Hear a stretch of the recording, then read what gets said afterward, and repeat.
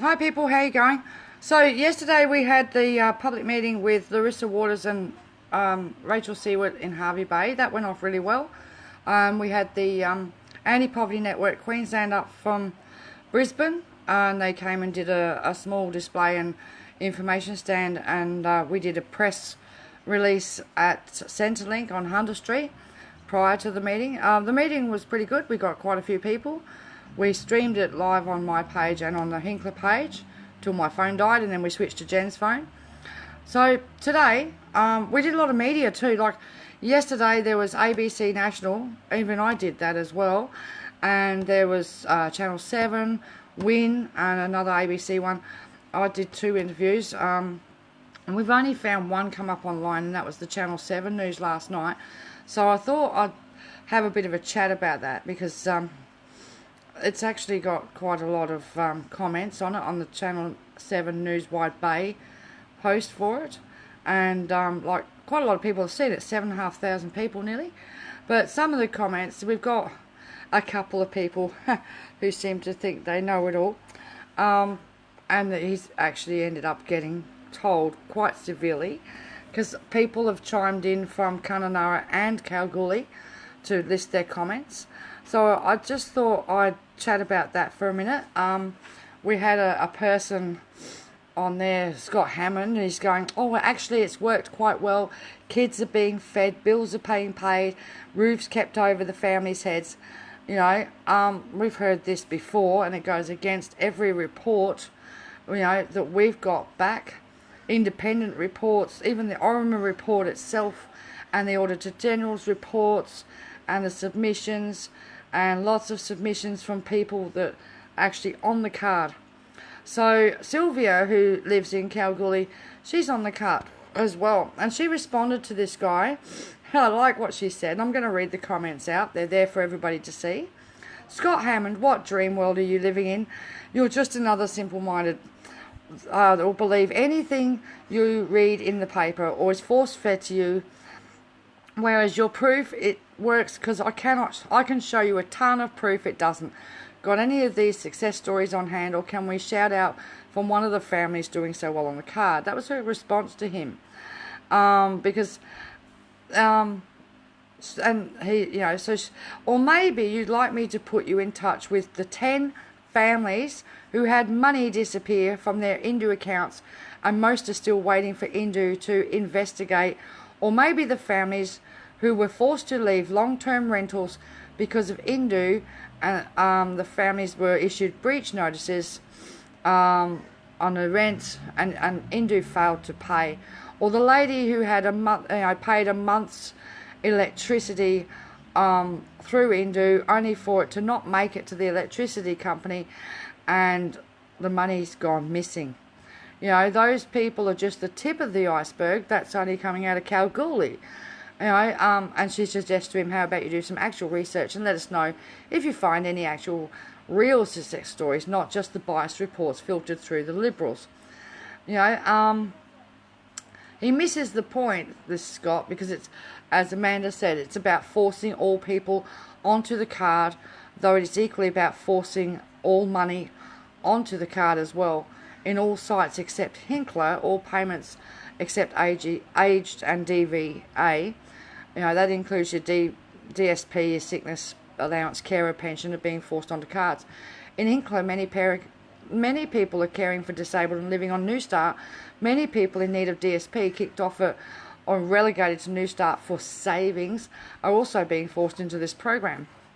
There are plans for a wider rollout in Hinkler if they get away with this one. We know this from Christian Porter and his speech at the National Press Conference last year, that he made it very clear that they would go full rollout all across the board once they'd finished their trial in Hinkler. And then we would join the rest of the country in being all ages up to 65, DSP carers, etc. I don't forget watching things like that. I watched him say that, and until I see somebody say otherwise and stand up and say no, that's not going to happen, which I haven't seen, then I'll take that as it's going. You know, it's a possibility. They can change the legislation whenever they want. They got it in the door thanks to Tim Storer, you know. So it's a blanket approach No individual assessments of actual need are done. There's no qualification, any problem other than financial need for Social Security entitlements exists. Future scope. There's one small section in the legislation that shows that the LNP aim to put all Social Security income onto the card eventually, as government pursues its already debunked cashless society policies. If the community can be led to accept that 20% is acceptable, then it's easy to convince them to make that 100%. If they can also be led to accepting it's okay to do this to Social Security recipients, then why not everyone? The wider community has left itself without a moral high ground. If they are permitted to sanction all Social Security income, not only will that see the greater portion of Social Security spending transferred to a private LNP-backed corporation and taken offshore, it will also allow government complete control over where, when and how people spend both quarantined and non-quarantined income. A dangerous precedent is set. Alright, this other guy, this Scott, was saying that people were whining. So the comment was, as for whining, if you were walking down the street doing nothing wrong but breathing, and a pack of, and a pack of well-armed, good community members decided to lynch you because, in inverted commas, insert any reason here, you would most certainly resist that too. It's abnormal and unhealthy to sit there and allow yourself to be abused. Operation Fortitude was rolled out in Kalgoorlie concurrent to the indue trial card rollouts. It has largely failed as well, and outside of the small Main Street bubble of LNP-friendly shops that now have multi-million-dollar task force at their disposal, it's only exacerbated social crime. The police data shows this. And if you need to see for yourself, go sit on any of the Kalgoorlie crime pages for Facebook for a day. In Kununurra, only last month, the papers were reporting... hang on, I've lost it. So in Kununurra, only last month, the papers were reporting rises in youth crime, a side effect of being excluded and treated like property and idiots. And DV is up across the board in all three current trial sites. The superintendent of the police used the word historic levels when speaking in the Senate. There has also been an increase in crimes committed against people forced onto the cards. Not that anyone seems to be keeping records or caring too much about that. Such is the nature of social privilege and economic bigotry, and the complete lack of actual information being told in the press about the card's impacts from forced trial participants' perspective. So then this other clown jumps in and he says, anyone find the humour in all these comments against the card coming from people who won't be on it or even living inside the area?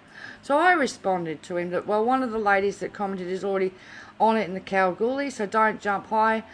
And others commenting will be at risk should the card be allowed to be rolled out. What you don't like, people standing up for themselves and others? Too bad. I grew up in Australia that stood up for injustice once upon a time. It's good to see people standing by ordinary Aussies, unlike those that want to take part in creating social exclusion and financial apartheid. All right. Basically, Sylvia come back in from Kalgoorlie as well. Wayne, I'm on the card in Kalgoorlie as a carer for my disabled son. Where's your evidence? It's still waiting for an intelligent response from you. These are the sort of comments we get all the time. All the time people are trying to pro-card people. Oh, it works, but they're not on it either. It doesn't affect them. How can they tell it works? They're ignoring every report, every piece of data. They'll ignore somebody standing in front of them saying, I'm on the card, this did this didn't work, this didn't get paid, I got slammed with fees, money's missing. The bottom line is they'll even ignore the person it's happening to. And then the ironic thing is the pubs, most of the ATMs that you can check your indue card balance are in the pubs, right next to the pokey room. You know what I mean? That's disgusting, isn't it? So if people can't find a St George or a Westpac bank to check their account at, or don't have a computer to go online and check it, right, or don't have credit to ring indue to get a balance, they can go in the pub and they can check it there. But can you imagine the stigma of being seen going into the pub? And my question is too, those pub ATMs belong to indue. They're private ATMs. If you use any of those for cash withdrawal, you put your card in, and it'll ask you, do you accept the fee before you go any further? And if you don't accept it, it spits your card back out anyway. It just cancels the transaction. So how are people going to get free balances on their cards if those machines are set up for a $2.50 transaction fee? That'll be interesting, because they're claiming that Indue won't charge the fees. Well, will that teller machine recognise that that's a cashless debit card and not charge the fee? I doubt it. It'll just see it as a Visa credit card and work on it on the same principle. You know? It's crazy. So, but from what I saw of that article, Rachel and Larissa came up. They get what's going on with it. They're fighting against it. You know, the Greens have been fighting against it all the way along. We want, the article says it's fee-free for those in the pubs. How's the machine going to do it, Helen? That's the question. How is it going to decipher between a normal Visa credit card and an Indue credit card? Unless it must be to do with the bank that it's with, but Indue's not a bank. So, yeah, so one of the best comments on here, I must admit, Amanda writes some brilliant comments, and I'm going to read it. Shall we all keep sitting here throwing social media poo around and quibbling over who does what with whose money for the next year? Or do we pause just for 1 second to look at the facts and evidence? Facts and evidence on government record that state very, very clearly that this policy has driven multiple people to suicide and hundreds to self-harm. That say it has created more crime and problems, diverted much needed funds from more effective programs, has increased systematic social despair. I ask people, is it okay for any government to push and promote a policy they know for certain has killed Australian citizens whose only crime is being poor? Yes or no? There really is no but or in between here. In your choice to embrace or reject the policy, you are choosing how the world is going to be for your kids and grandkids whenever they might be hit by life and need support. And life as you know it happens to the best as much as the worst of us.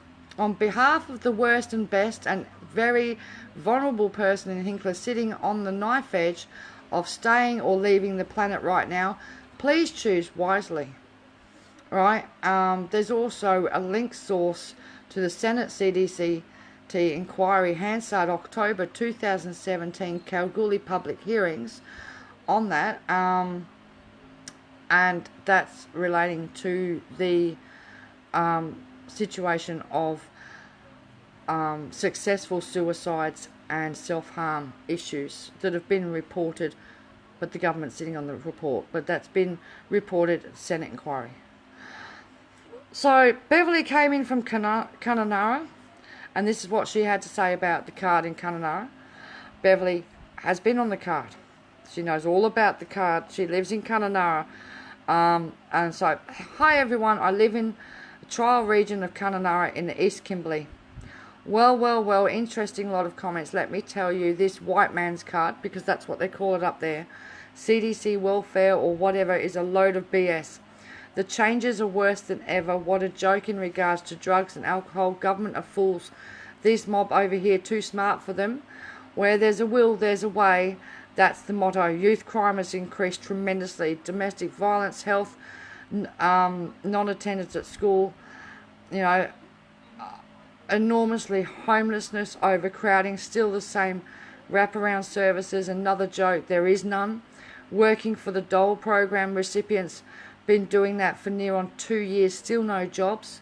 Seriously, then if they don't abide by their appointment with the job network provider, what happens? They get docked. Most times waiting period 8 weeks with no income whatsoever. Here pretty good, would you think? Hell no. Therefore this white man's card, CDC, has caused worse conditions than ever. Should never have been rolled out in the first place without any consultation from community. The truth is no one had a say, no one knew anything about the CDC, no one knew what it was for, what it was about. So we continued to fight, still government not listening, and always say no to the CDC in my backyard. So, there's people coming forward from the other trial areas trying to warn people. This government's not listening, we know that. They've got their fingers in their ears. This is all about money to their mates. Money, money, money, but no money for the people that need it in reality. No money services for the community. For you guys out there that need help, you know what I mean? In the end, Scott got cranky about all the comments. Welfare lifestyle budget is out of control. Want to spend your own money, then earn it. Welfare is not your money. It's people that work hard that afford you this luxury. It's a luxury, okay. Social Security is a right under the Human Rights Acts that Australia has signed up to. The same very Human Rights Acts that actually Australia sat down after the war and helped ratify. It's an inalienable right under Social Security law, and it's for everyone, provided they fit the criteria and are eligible. So, yeah, idiot comments like that are just stupid, because without Social Security, our economy would just collapse completely. Our economy at the moment is very weak. Our housing market is about to go pop, and wages are stagnant, haven't been raised properly. Social Security hasn't been raised in 24 years. That has a direct impact on your economy. If no one, even working people, don't have disposable income, they're basically living the same way as people on Social Security for people who are low wages, because they're living to pay the rent, the electricity, the phone, the internet, the car, and the food. When you take away a person's disposable income and the choices where to spend it, it's going to have a big effect on your economy. People need to start standing up together. France is doing it because their rallies over in France are to do with the fact that Macron came in and he slashed Social Security for pensions. He slashed Social Security for unemployed people. Then he cut funding for schools. Put in costs for university, has decimated homeless programs, basically attacked anything that was what they classify as a welfare state. Now, the welfare state actually supports the majority of the people in society. At the end of the day, do we want a society, or do we want 80% living on the street or scratching in substandard housing, working their asses off in low-paid jobs, watching all their conditions be eroded away, and the ones that can't get jobs will have their legal rights eroded away? Is that what we want, while the 10% live it up? And they just line their mates' pockets, their big companies' mates don't pay their taxes, there's no revenue going through from them, and everything is placed purely on the ordinary Aussie, out there that's just battling to get through. That's the choice we need to make. Anyway, I'm going to get out of here, but you can see all the rest of the comments on the 7 News Wide Bay page from yesterday's little thing that they did with the interview with Senator Rachel Seward. We did that at the Memorial Hall on Main Street, and it was good. It was good to catch up, and yeah. Okay, guys, see ya.